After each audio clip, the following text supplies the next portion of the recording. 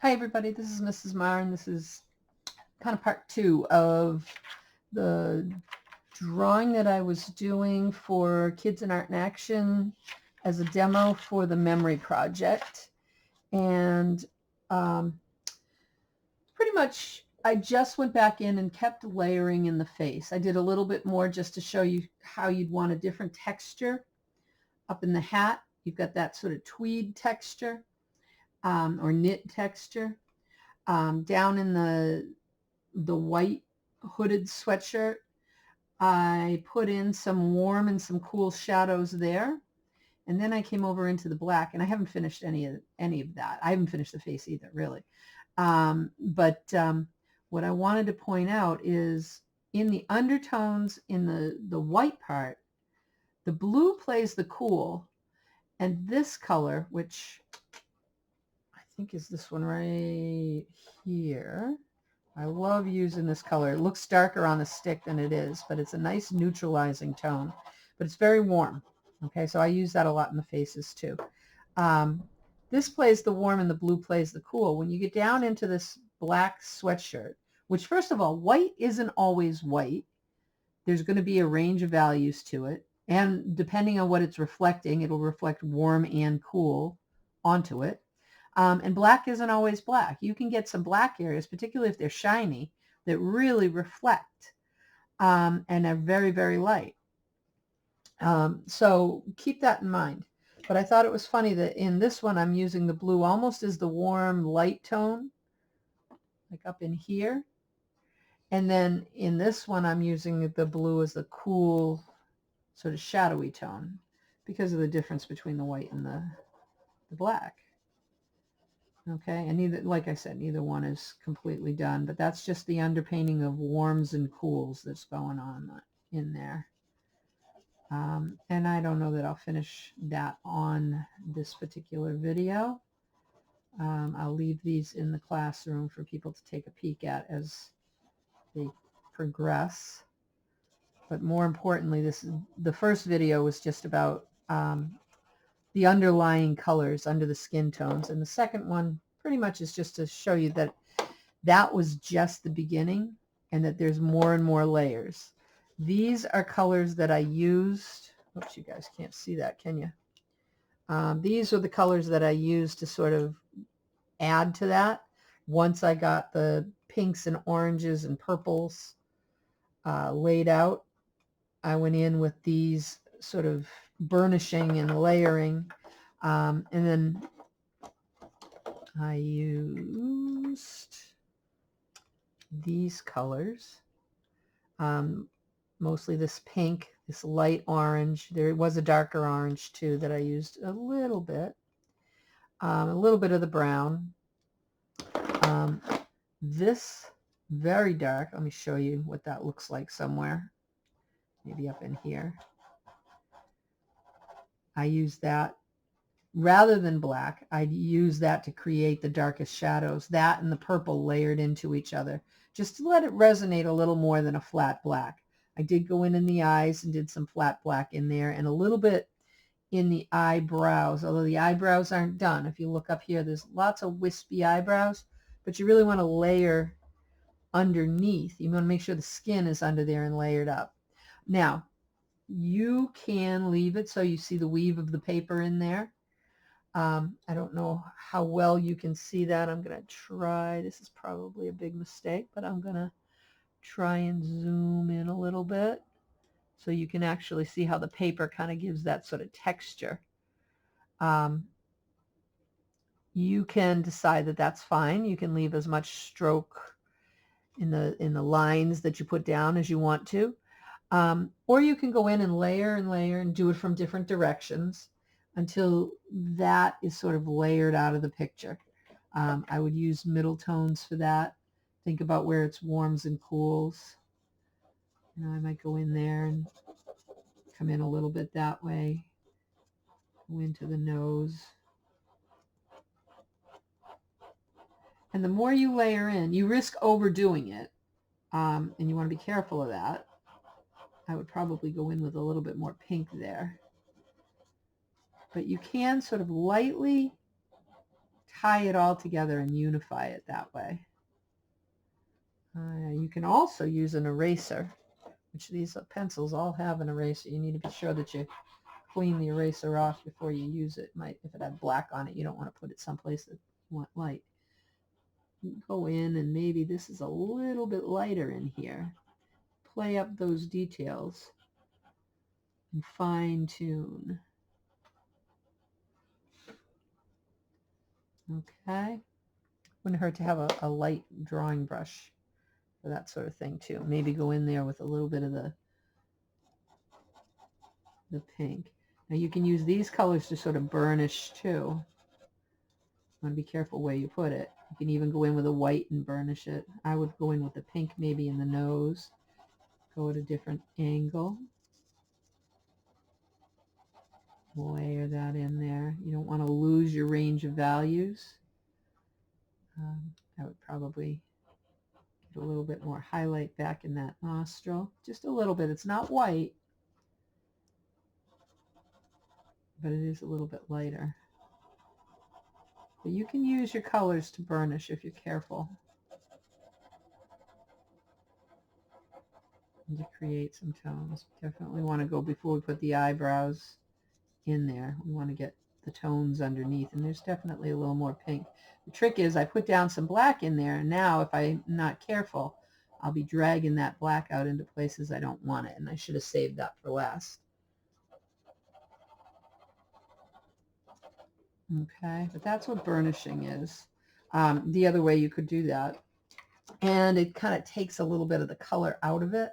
Again, you want to make sure you're using a clean stump, is you could tone it all down, but you're toning down your colors too, so they're not going to resonate quite as much.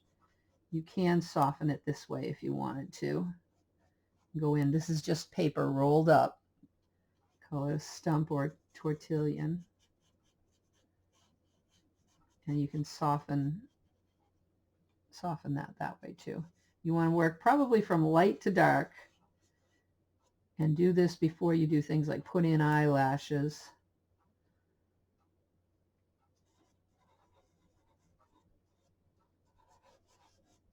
But if you want, you can soften it like that. It definitely takes a little bit of the contrast and the pop out of it.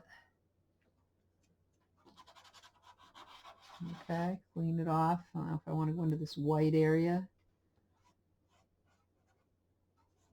I want to be careful not to have anything dark on my stump when I'm doing it.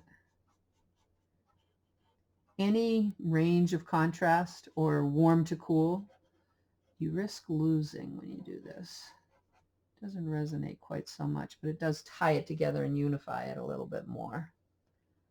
Okay. I don't think you're seeing exactly the colors I'm seeing on the screen.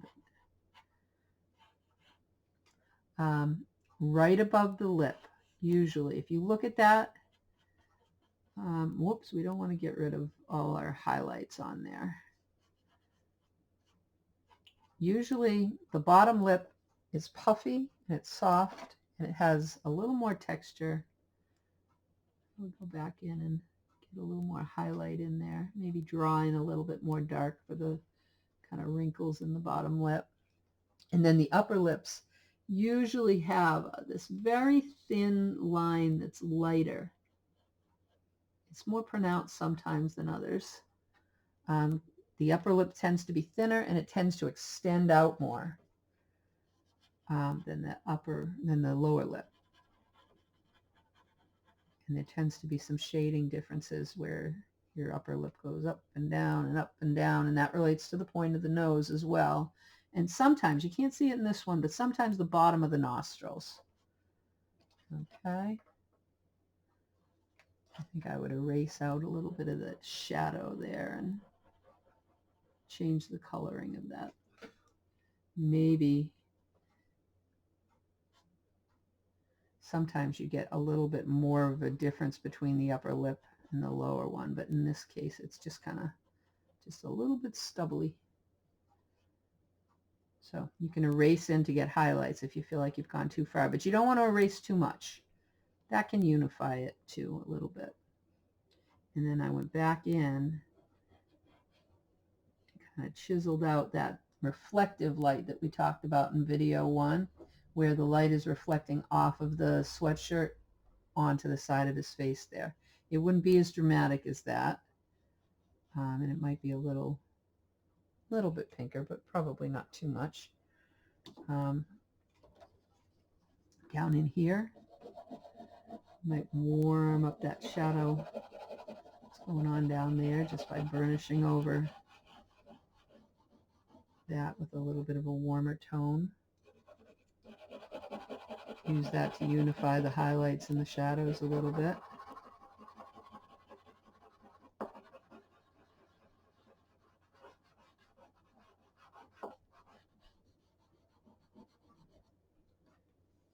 Okay, you could do that in these two. You don't want to go too far. You know, there's a reason you put warm and cools in there in the first place. But you can just lightly go over and add a little bit of life to the skin tones. Maybe play up the highlights around here. Just a little more. And maybe just a little bit, get that feeling like he's got a little 5 o'clock shadow there. A little bit over here too. And then dirty it up a little bit. Okay. Maybe, and you have to be careful with these. You can draw and get a thin line, or you can kind of wear it down, use the side, and get a wider stroke. But you want to make sure you're doing it intentionally when you do. So I'm going to deepen that little puff under his eye just a little bit. Maybe down here around his eye there, but not in too far. Kind of a little too far there. Okay. So this isn't going to be a long video. I just wanted you to see that extra step because I didn't have it in the first video. I might go in with a very thin black, wisp a few of those eyelashes. I'm sorry, eyebrows. For the eyelashes, I actually didn't use the black. I used a very sharp side of this dark brown. I thought the black was a little too harsh. It is very dark and shadowy in here. Maybe just reinforce that the slightest little bit, but you want to give that sense of shadow. And whatever you do, you don't want to draw your eyelashes like this. They all tend to curve. You want to really look and see what you're seeing in the picture, for one thing. And they tend to be wider at the lid and get very thin and wispy at the end. They tend to overlap, and they don't go way in here. Okay? They usually roll towards the outside. This one you can't even see all that, but you can see it's a little bit defined here, but this is too thick of a, I need a sharper edge to do that. So I'm not going to try it right now. Maybe define a little bit over here. Not too much.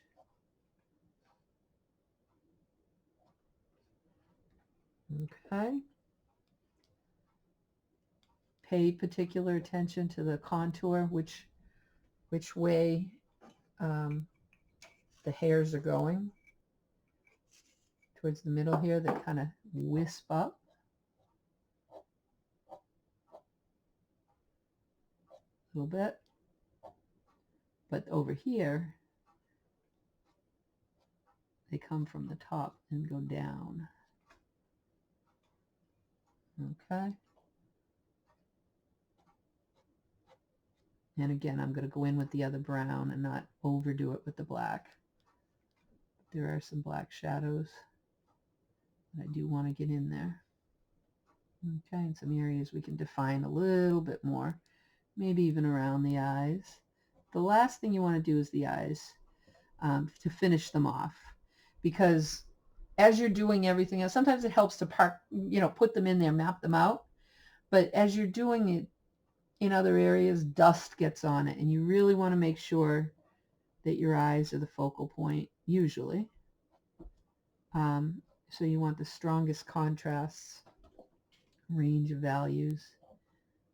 It tends to be darker on the outer edge, but not a circle so much. That circle would get broken up or dragged in. And you'd have some highlight and some shadow depending on how the light's hitting the eyes. Maybe more in some areas than others. There's very little there that's really white. Maybe the highlights, but there's a lot of gray in there, a little bit of yellow.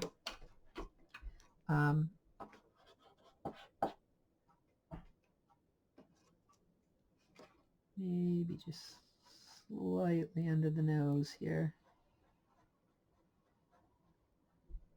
Define a little bit. Okay. Now I'll go back and do the cloth. But as we finish this up, I just want to make sure that if you have any questions, you know how to find me. You can talk to me in school, or you can email me and we can video chat. Have a great day.